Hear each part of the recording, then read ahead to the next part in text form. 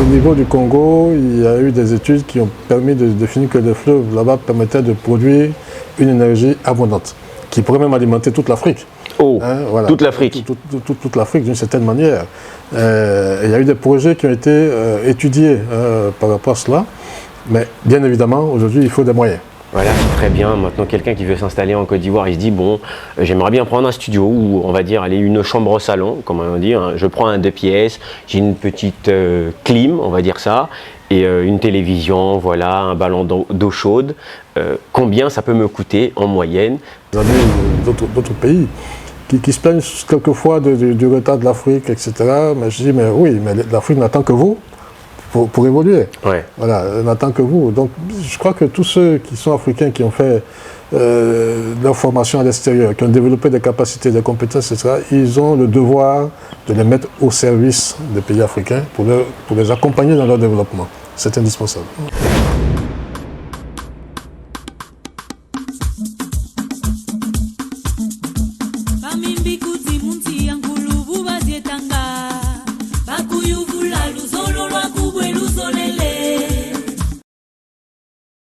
Bonjour les amis, bienvenue sur Terre Noire. Alors aujourd'hui, on est avec Jean-Christian Tuxon.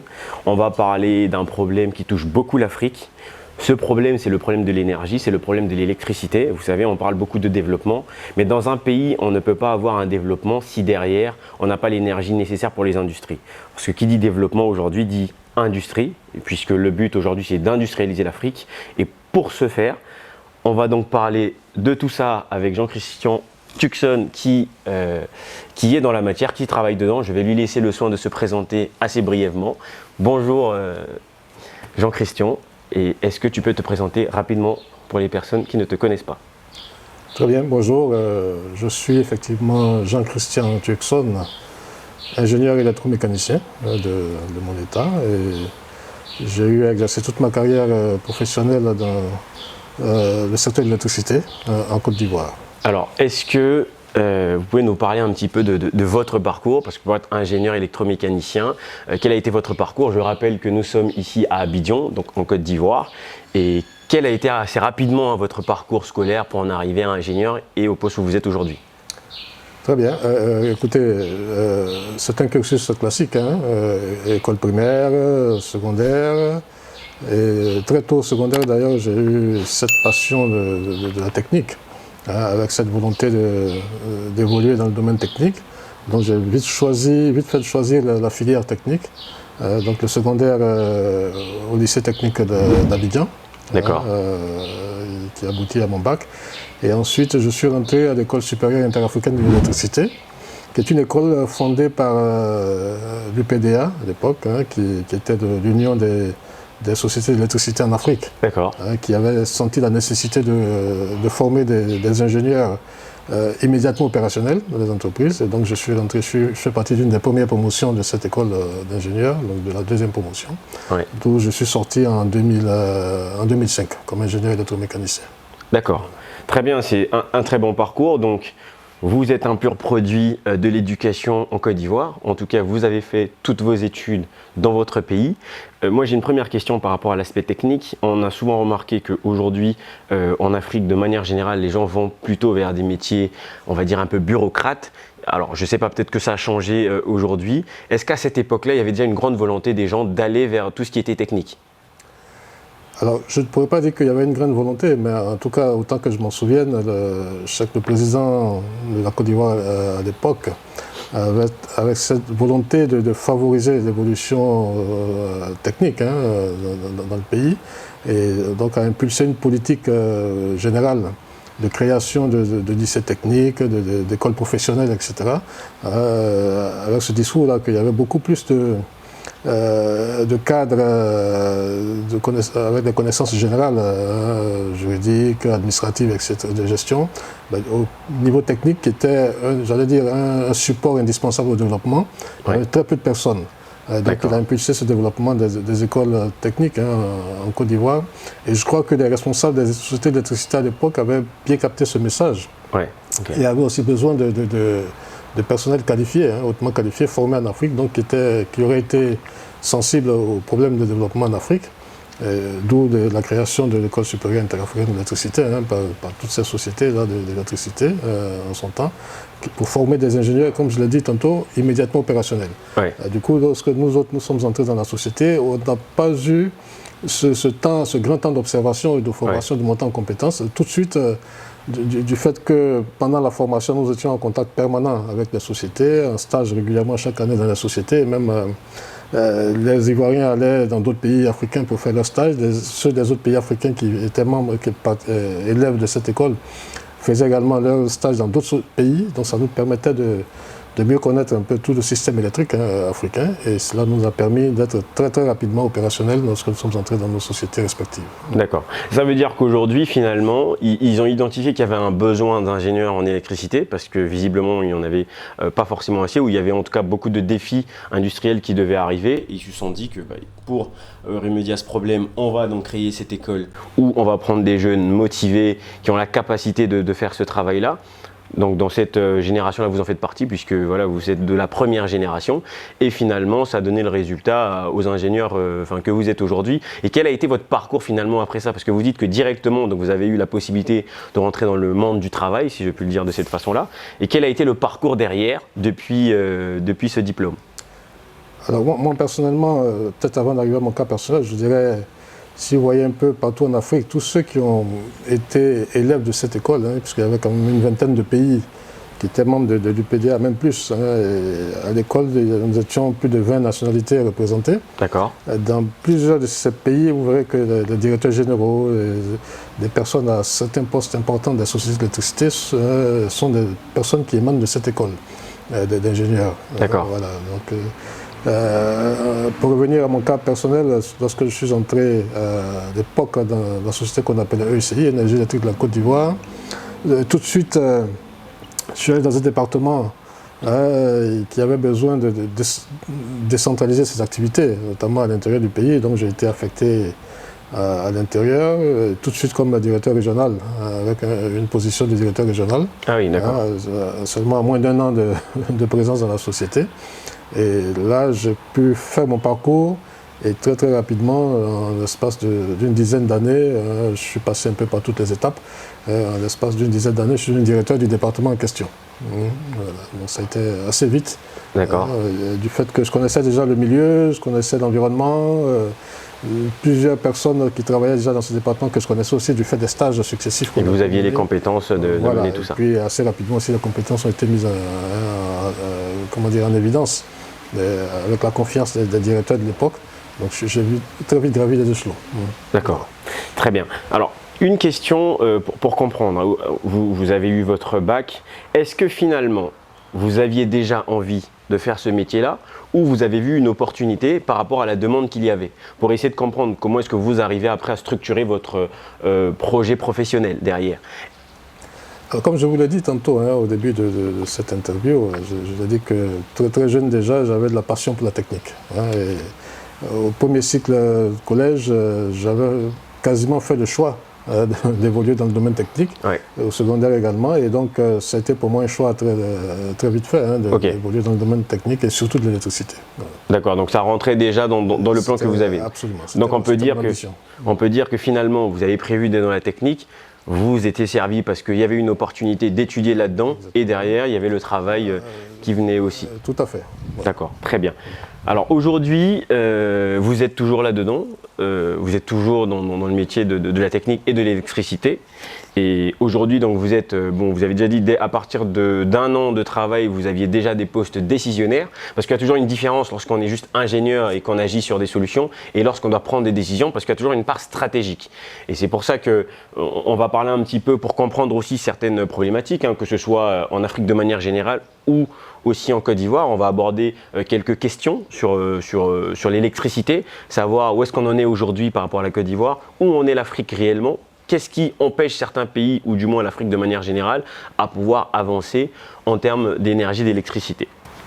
Ma première question sur l'électricité aujourd'hui, quelle est la principale source d'énergie en Côte d'Ivoire? C'est-à-dire aujourd'hui, quand vous produisez de l'électricité, premièrement, c'est à base de quoi? On sait qu'il y en a, c'est avec de l'uranium, c'est avec du gaz, c'est de l'éolien. Aujourd'hui, la Côte d'Ivoire, principalement, c'est quoi?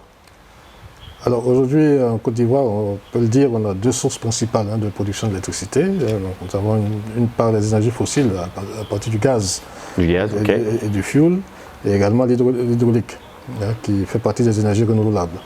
Donc les deux principales sources de production d'énergie électrique en Côte d'Ivoire, c'est le thermique gaz, qui représente un peu plus de 60% de capacité de production.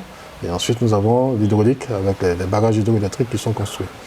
Et progressivement, on introduit donc les énergies renouvelables, le solaire. Le solaire. Récemment, d'ailleurs, il y a une centrale solaire qui a été mise en service cette année 2023 dans le nord. Et je crois qu'il y en a d'autres qui sont en chemin et qui seront bientôt mises en service. D'accord. Il y a également une orientation vers l'énergie produite à partir de la biomasse. Qu'est-ce que c'est ? La biomasse, donc, c'est tout ce qui est utilisant comme combustible tout ce qui est végétaux, etc. D'accord. Du bois, des cabosses de cacao, etc. Voilà. Ok. Donc il y a ce volet également qui est en cours de développement. Et je pense que bientôt, dans 1 an et demi, 2 ans, on pourrait avoir une centrale utilisant de la biomasse pour la production d'électricité. Très bien. En parlant de l'hydraulique, enfin moi j'essaie d'imaginer quel est le cours d'eau aujourd'hui en Côte d'Ivoire qui a cette puissance, du moins pour pouvoir créer un barrage, parce que vous avez dit que c'est quand même le deuxième point clé, enfin la deuxième source d'énergie. Où se trouve le cours d'eau où il y a le barrage aujourd'hui ?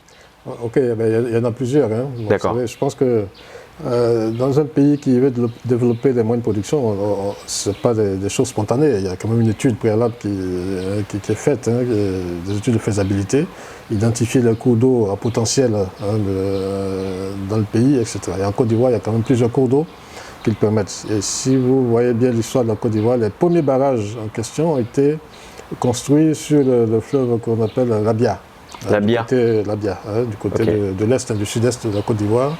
Les deux premiers barrages sont Ayamé 1 et Ayamé 2 qui sont construits sur le cours d'eau de l'Abia. Ensuite, il y a des barrages construits sur le lit du Bandama, qui est un cours d'eau qui part du nord de la Côte d'Ivoire, qui descend, mais qui traverse tout le centre de la Côte d'Ivoire. Donc il y a les barrages dits de Tabo, le barrage de Kossou, et il y en a d'autres qui sont construits sur les autres cours d'eau qui sont identifiés dans l'ouest du pays. Vous avez le barrage de Buo, le barrage de Soubré, et il y a d'autres barrages qui viennent. D'accord. Ça veut dire qu'il y a beaucoup de barrages finalement, en fonction des zones géographiques. Exactement. D'accord, très bien. Ensuite, est-ce qu'aujourd'hui vous avez un chiffre du taux d'électrification ? Je ne sais pas si c'est le terme utilisé, par zone habitable. Je parle des zones qui sont habitées aujourd'hui. S'il y a un taux qui existe. Il y a plusieurs indicateurs qui permettent de voir le niveau de l'électrification d'un pays. Donc la question que vous posez concerne beaucoup plus le taux de couverture. Oui, c'est ça. Le nombre de localités électrifiées par rapport au nombre global de localités en Côte d'Ivoire. Donc aujourd'hui en Côte d'Ivoire, on a pu identifier plus de 8000 localités globalement. Et le taux de couverture est au-delà de 80%. D'accord, très bien. 83-84%. Voilà, ça veut dire qu'il y a pas mal de localités. Vous avez quasiment 6000 localités qui sont électrifiées sur les 8000 existantes. Oui. Voilà. Ce qui est un très bon chiffre, parce que dans d'autres pays en Afrique, il y a encore ce gros problème d'électricité. Et déjà avoir environ 80%, c'est un très bon chiffre.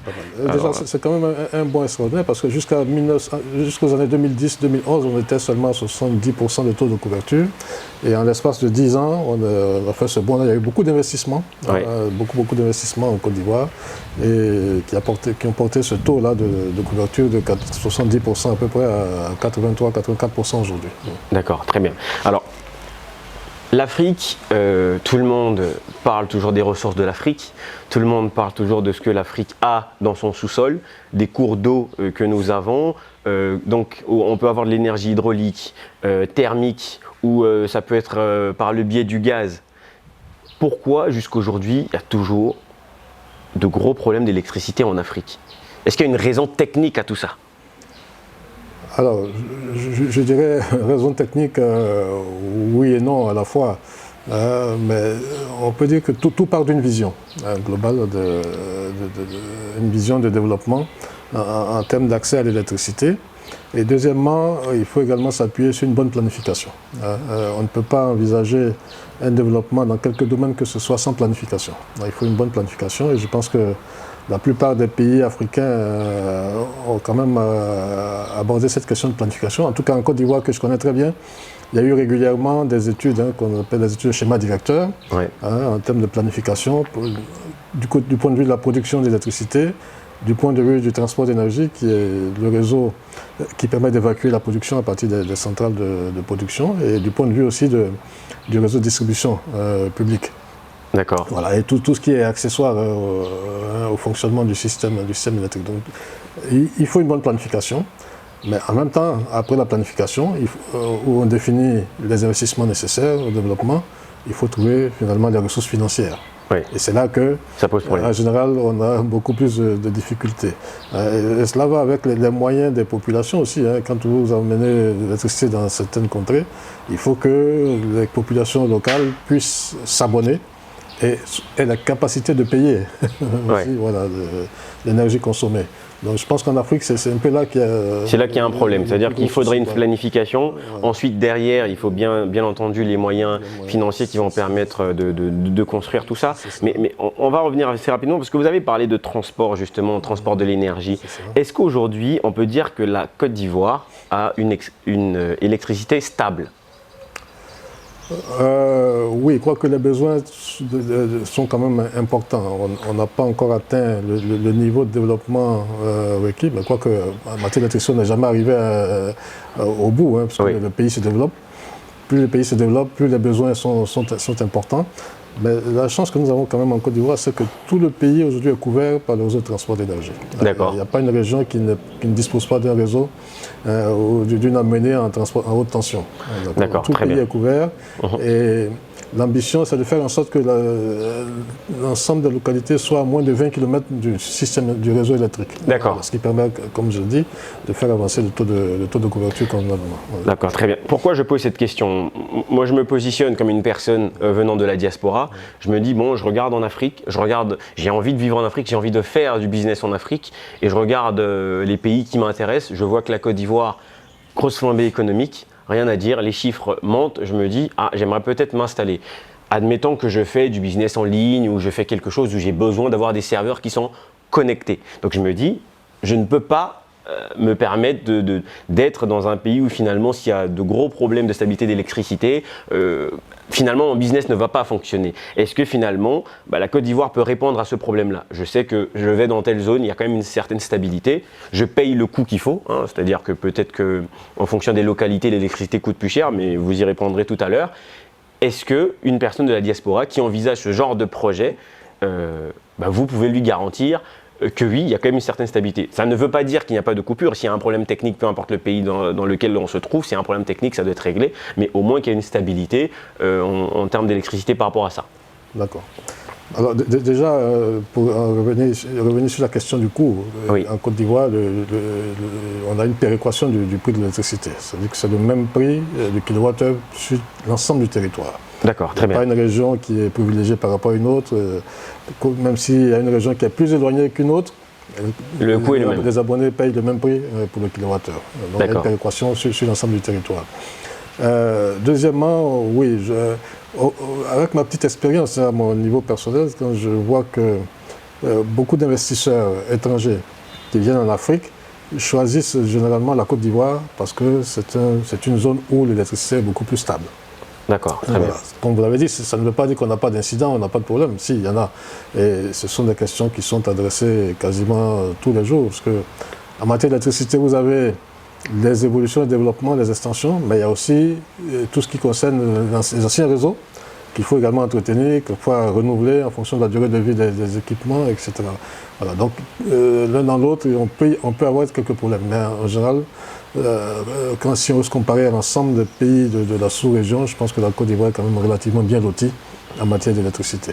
D'accord. Et quand il y a des grosses coupures comme ça, est-ce qu'il y a des solutions de substitution ? Je prends un exemple. Problème avec, je crois qu'on appelle ça un transfo, celui qui va faire qui va relier une certaine zone, où on va dire que c'est une zone technique. Est-ce que derrière, je ne sais pas, je prends un exemple du plateau. Je sais que c'est une zone du coup très économique. Il y a beaucoup d'entreprises qui ont besoin de l'énergie pour fonctionner. S'il y a un problème technique, est-ce qu'aujourd'hui, il y a des solutions de substitution pour répondre assez rapidement le temps de traiter le problème ? Alors il faut quand même bien sérieux des choses. Hein. Les problèmes peuvent venir de divers niveaux. Il peut y avoir des problèmes de production. Il peut y avoir des problèmes dus au réseau, au fonctionnement du réseau de transport d'énergie. Il peut y avoir des problèmes dus au réseau de distribution lui-même, etc. Mais en général, quand on construit un réseau, on pense toujours à des solutions de secours. Hein. Si les alimentations principales sont en défaut, il faut qu'il y ait des possibilités de suppléer c'est les alimentations principales. Donc il y a toujours cette option de secours, autant que possible en tout cas. Autant que possible, ces solutions de secours sont envisagées et réalisées. Maintenant, à l'impossible, nul n'est tenu. Chaque client a aussi la possibilité de s'équiper un moyen de secours. D'avoir un générateur, en tout cas une solution annexe pour répondre au problème. Voilà. Et il y a des solutions classiques de secours, mais aujourd'hui, plus on avance, plus il y a des solutions modernes aussi qui interviennent. Vous voyez qu'il y a tout ce qui est panneaux solaires, en termes de production photovoltaïque, donc on peut faire un mix entre les deux, l'alimentation du réseau et puis des panneaux solaires qui peuvent également constituer un secours.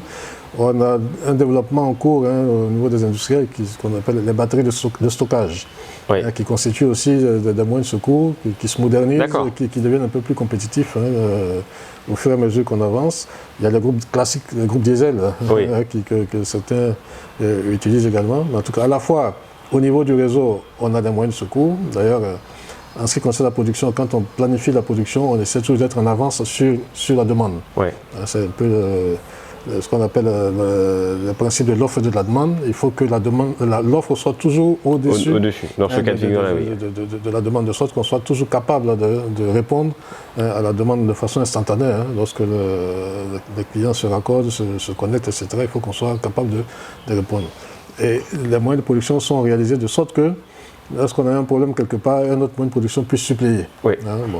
D'accord. Il faut toujours regarder cela. Et comme je l'ai dit aussi, pour le réseau, il y a un maillage qui est fait, de sorte que si vous avez un chemin qui ne fonctionne pas, par un autre chemin, on puisse secourir de l'alimentation. Très bien. Et puis il y a ces secours individuels chez le client qu'eux aussi doivent pouvoir. Très bien. Ce qui veut dire, en tout cas les amis, je pense que vous avez compris sur cette partie-là, ça a été bien expliqué. Donc aujourd'hui, la Côte d'Ivoire est un pays qui a une certaine stabilité au niveau de l'électricité. Alors pour les autres points sur l'économie, je pense que vous connaissez. Donc pour les personnes qui envisagent de venir en Côte d'Ivoire, qui se posent encore cette question, parce que vous entendez parfois trop de choses sur l'Afrique, mais en réalité vous ne connaissez pas grand-chose, là vous avez des réponses claires. Maintenant on va aborder un petit peu le côté Afrique de manière générale. Moi je vais prendre un exemple sur la RDC.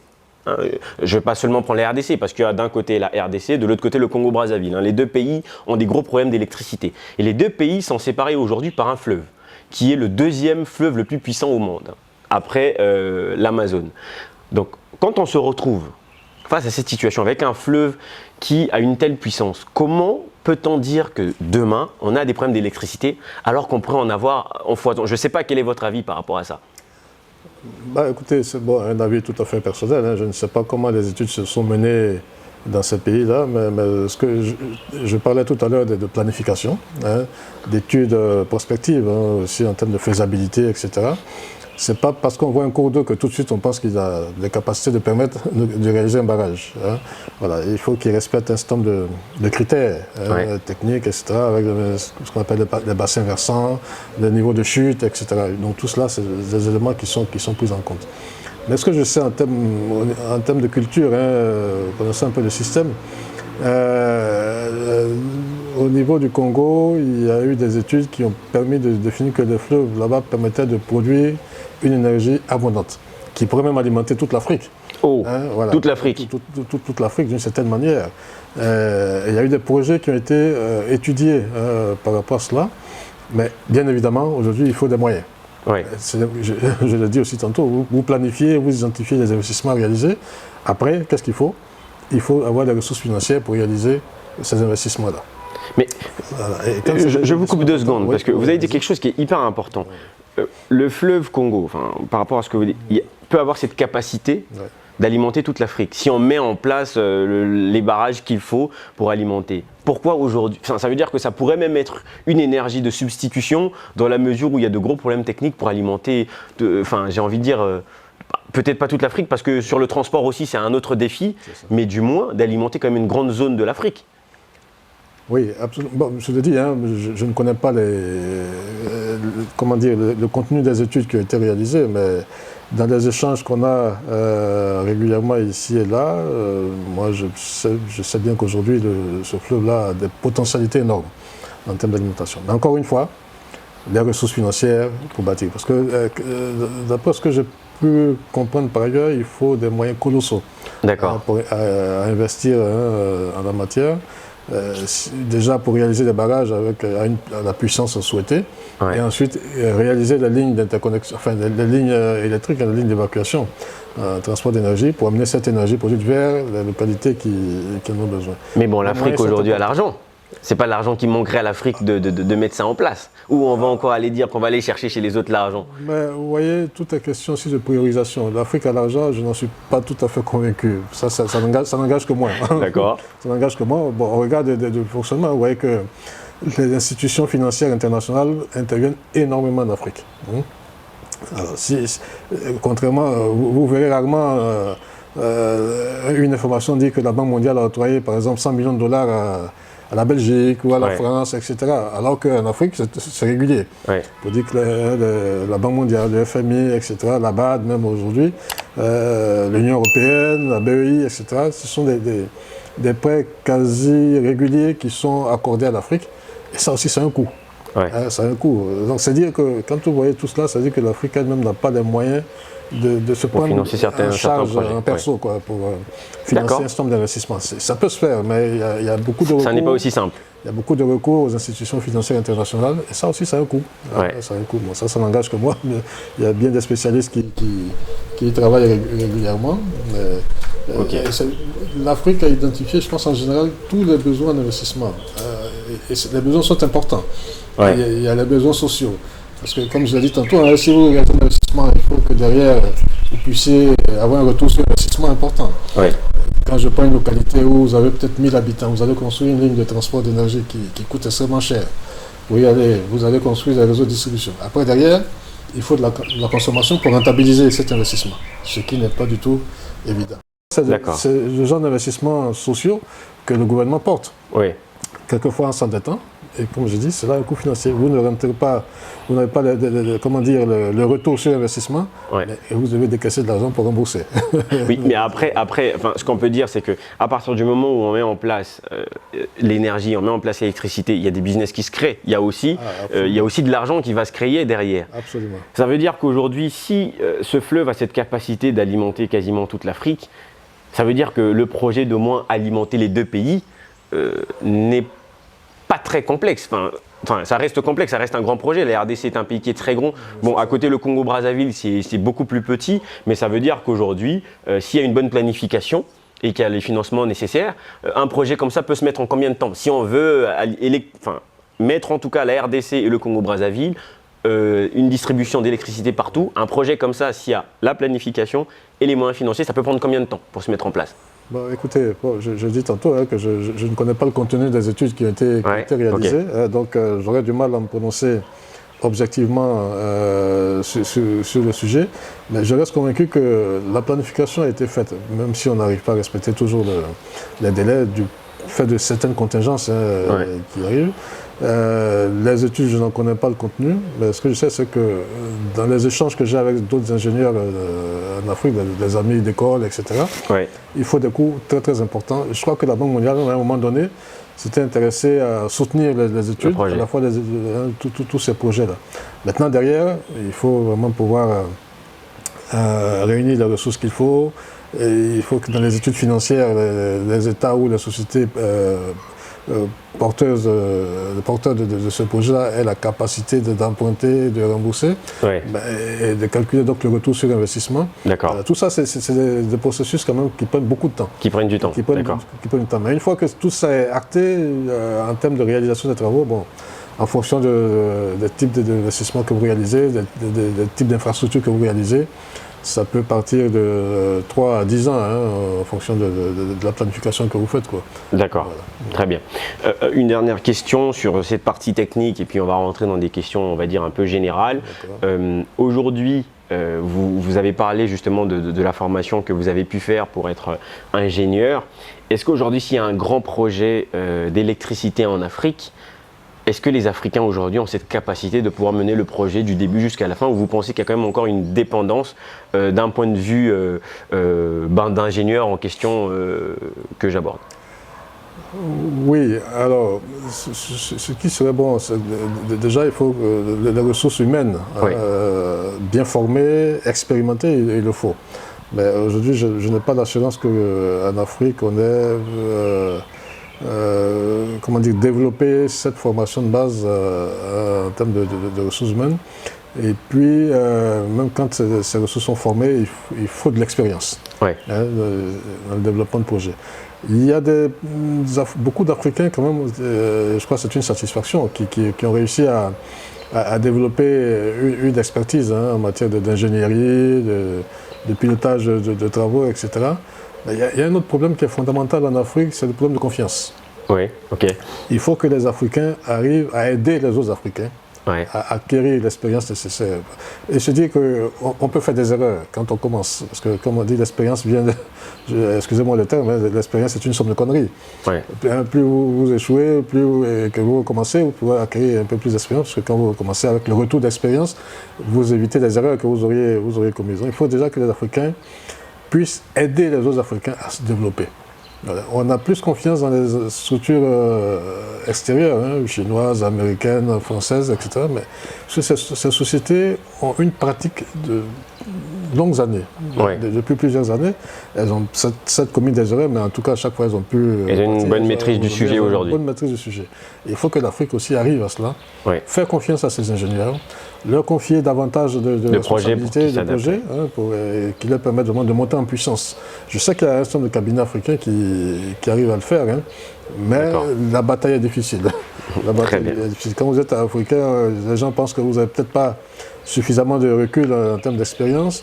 Vous n'avez pas mené des projets importants d'un certain niveau, parce que vous voyez les critères Banque mondiale, les critères BAD, quand ils financent un projet, je dis n'importe quoi, disons de 100 millions de dollars, on vous dira, si vous voulez compétir, il faut avoir réalisé des projets quasiment du même type. Alors qu'en Afrique, vous n'avez pas tout des gens qui en ont réalisé. Voilà. C'est plus difficile. Il faut que petit à petit, en Afrique, on arrive à aider tous ces cabinets africains qui se créent, de manière à encourager des ingénieurs africains vraiment à se lancer dans cette voie de l'ingénierie. Alors, donc, je vais poser une question qui est très simple. Les gens ont envie de comprendre. Là, on a parlé un peu de tout ce qui est technique. Voilà, c'est très bien. Maintenant, quelqu'un qui veut s'installer en Côte d'Ivoire, il se dit, bon, j'aimerais bien prendre un studio ou, on va dire, aller une chambre au salon, comme on dit. Je prends un 2 pièces, j'ai une petite clim, on va dire ça, et une télévision, voilà, un ballon d'eau chaude. Combien ça peut me coûter en moyenne d'électricité que je vais devoir payer. Vous avez dit que le coût d'électricité de toute façon c'était le même, peu importe la localité. Et maintenant, en fonction de cette consommation moyenne, combien aujourd'hui ça peut me coûter par exemple? Ok, alors malheureusement je n'ai pas de chiffres en tête, mais quand vous arrivez comme ça, si vous prenez un studio 2 pièces, 3 pièces, pour avoir de l'électricité, la première démarche c'est de se rendre à un bureau de la compagnie d'électricité pour exprimer votre demande. Et en exprimant la demande, c'est de dire quels sont les usages de l'appartement, combien de climatiseurs vous pourriez y avoir, ballons d'eau chaude, etc., etc. Et à partir de là, on vous détermine ce qu'on appelle la puissance souscrite, probable. Ou si vous-même vous avez des connaissances en la matière, vous pouviez déjà, à l'expression de la demande, dire quelle est la puissance souscrite que vous souhaitez. Ouais. Alors, en Côte d'Ivoire, on a ce qu'on appelle un niveau d'abonnement qui couvre ce qu'on appelle le tarif social. Jusqu'à 5 ampères de puissance souscrite, donc 1,1 kVA. Vous avez le tarif social, donc j'allais dire à moindre coût. Et en plus, le gouvernement a lancé une promotion par rapport à ce type d'abonnement-là, qui permet à l'abonnement de payer, j'allais dire, une somme modique, quasiment de 1000 francs, 1000 francs CFA. Et le coût réel du branchement abonnement, vous le remboursez sur une dizaine d'années. Avec votre consommation régulière. Donc c'est extrêmement avantageux et c'est ce qui a d'ailleurs permis de booster l'évolution du nombre de clients sur la Côte d'Ivoire. Okay. En 2010, on était autour d'1 million de clients. Aujourd'hui, on est au bout de 10 ans, on est à 3,6 millions, 3,7 millions de D'accord, clients. très bien. Donc c'est un programme qui a permis vraiment de booster le nombre de clients. Et donc par rapport à cela, à ce niveau-là, j'ai dit 1000 francs à l'abonnement et puis le remboursement de la suite, c'est sur une dizaine d'années. Mais le branchement abonnement d'un client au tarif social, c'est dans l'ordre de 100 à 150 000 francs CFA, en fonction de ce qu'il faut réaliser. Et puis ensuite, vous passez au deuxième niveau de type d'abonnement, 10 ampères, 15 ampères, 20 ampères, etc. Okay. Donc, en fonction du niveau de puissance souscrite, il y a un coût qui est défini. Voilà, mais, très bien. Je veux dire, dans la sous-région, quand même, la Côte d'Ivoire a des niveaux de coût d'électricité, le plus bas. D'accord. Voilà, donc déjà, une bonne disponibilité, et en plus, le coût est assez raisonnable. Voilà. D'accord. Aujourd'hui, y a-t-il une concurrence en matière d'électricité en Côte d'Ivoire où finalement tout ça est déjà régulé par l'État pour éviter qu'il y ait des différences de prix? Alors, au jour d'aujourd'hui, en Côte d'Ivoire, il faut dire que tout le système est de la responsabilité de l'État de Côte d'Ivoire. La gestion du système électrique, c'est la responsabilité de l'État de Côte d'Ivoire. Et l'État a décidé de confier la gestion du service public de l'électricité à la CIE, qui est une société privée aujourd'hui, donc qui exerce dans le cadre d'une convention avec l'État de Côte d'Ivoire. Et cette convention définit le cadre d'exercice de la concession du service public de l'électricité, en tout cas un cadre de la gestion de l'électricité en matière.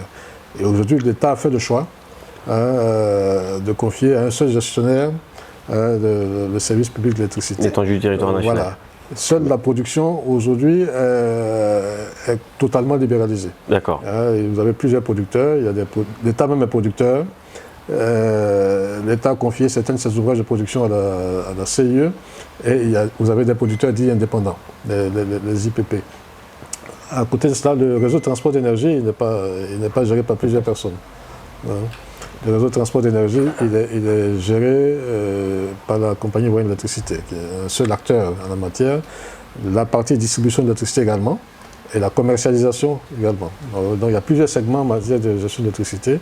Le segment production, le segment transport d'énergie, le segment distribution, le segment commercialisation, etc. Voilà. Donc le segment production, aujourd'hui, il y a plusieurs acteurs. Oui. Le segment transport d'énergie, il y a un seul acteur. La distribution également un seul acteur. D'accord. La commercialisation un seul acteur. Très bien. Quoique, dans le code de l'électricité, l'État a prévu tout de même de pouvoir, à un moment donné, libéraliser, notamment la commercialisation, etc. Mais au jour d'aujourd'hui, cette option n'est pas encore en application. Ok, très bien. Mais elle est possible. D'accord. L'énergie est un élément vital pour la société en elle-même. Une société qui se développe, tout à l'heure j'avais dit que la Côte d'Ivoire a une grosse expansion économique, ça veut dire qu'il y a de grands travaux, il y a des industries qui viennent et qui s'installent, et là en plus de ça, il y a l'activité de la canne qui va arriver. Lorsque vous avez ce genre de défi, comment est-ce que vous décidez? Il y a forcément une part stratégique puisqu'il y aura forcément une consommation qui sera supérieure à la normale, j'imagine. Et comment est-ce que vous organisez en termes de distribution? Est-ce que ça crée aujourd'hui, je ne sais pas moi, un creux où ça demande qu'il y ait une production supplémentaire pour répondre à tous ces besoins-là? Ça, c'est le premier volet. Ça, c'est dans le cas de la canne. Et maintenant, le deuxième volet, ça va être dans le cas où il va y avoir de plus en plus d'entreprises qui vont s'implanter, donc il va créer un besoin permanent et donc une production qui doit augmenter. Comment est-ce que vous répondez à ces défis aujourd'hui? Ok, mais ça c'est une question qui ne devrait pas m'être posée. C'est une question de stratégie d'État. Voilà. Okay. Mais simplement, je peux vous rassurer que d'une manière générale, quand il y a des événements importants dans le pays, ou en tout cas un développement important, les États se préparent à accueillir ces événements ou à faire face en tout cas aux besoins consécutifs au développement économique. J'ai parlé de schéma directeur. La Côte d'Ivoire définit un schéma directeur en matière d'électricité. Le schéma directeur il prend en compte tout ce qui est éléments qui impactent le système électrique, la démographie, l'évolution de la population, le développement économique, etc. Tous ces éléments-là sont pris en compte. pour proposer des investissements réalisés chaque année.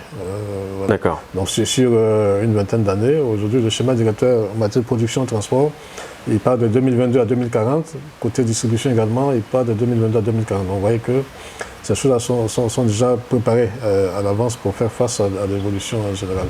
Et pour les événements importants tels que la CAN, qui est prévu, là aussi, le gouvernement met en place une organisation qui identifie tous les besoins, tout ce qui peut être pris en compte pour bien gérer cette période-là, les travaux à réaliser, les dispositions sécuritaires, les dispositions couvrant tous les niveaux de services qu'on peut développer, toutes ces dispositions sont prises.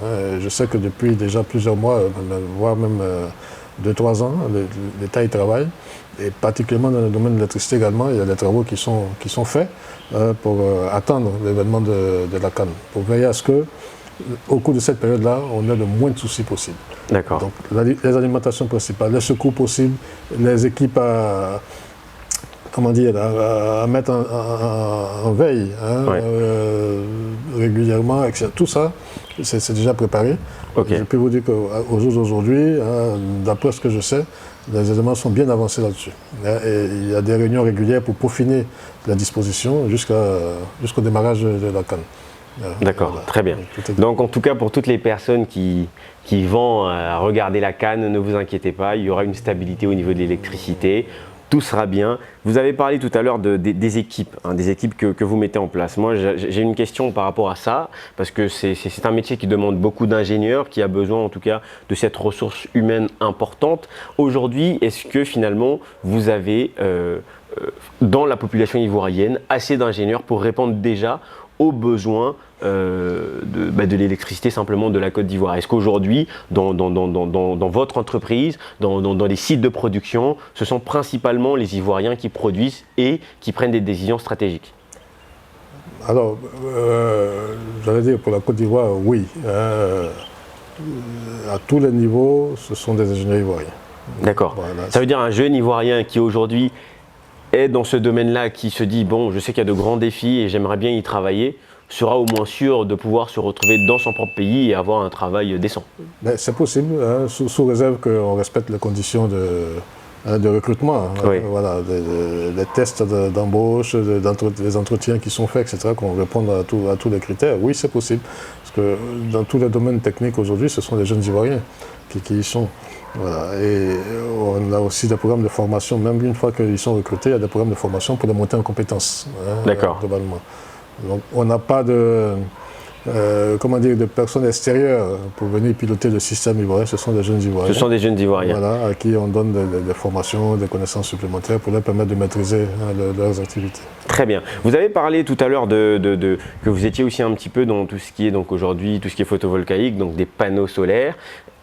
Est-ce qu'aujourd'hui, il y a aussi cet apport de la diaspora ivoirienne, c'est-à-dire qui est partie à l'étranger, pour ceux qui ont en tout cas fait ces domaines-là, qui aujourd'hui rentrent, ou est-ce qu'aujourd'hui, pour ceux-là qui sont capables et qui ont les capacités de gérer, qui ont les connaissances nécessaires et qui vont répondre aux besoins en cas de recrutement, est-ce qu'aujourd'hui, il y a un appel de la Côte d'Ivoire pour dire, écoutez, il va potentiellement avoir des défis énergétiques, jeunes Ivoiriens qui êtes à l'étranger, vous qui avez appris tel ou tel domaine en matière d'électricité, le pays vous attend les bras grandement ouverts, pas parce que vous venez de l'étranger, mais parce que vous avez appris et que vous avez les compétences. Est-ce qu'aujourd'hui, il y a une démarche dans ce sens?